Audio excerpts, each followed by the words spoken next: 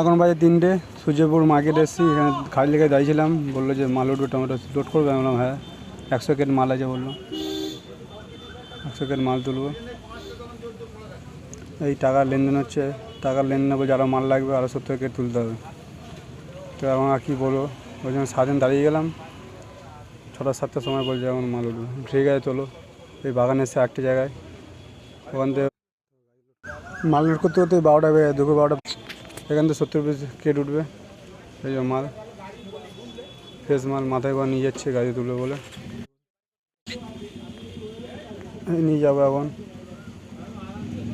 দুপুর 12টার সময় পৌঁছে দেবে। এ দেখো মাল লোড দিচ্ছে, দেখো যে জায়গায় 1 টন 700 পাসিং, সেই জায়গায় 3 টন 200 মাল দিচ্ছে। স্ট্যান্ডের উপরে রাখার জায়গার উপরে মাল দিয়ে দিচ্ছে, কী বলবো আর। এই জন্য এমবিআই ধরে ঠিক করে, ফাইন করে 15,000 20,000। মালিকদের শিক্ষা হয়ে যায়, ভালো হয়।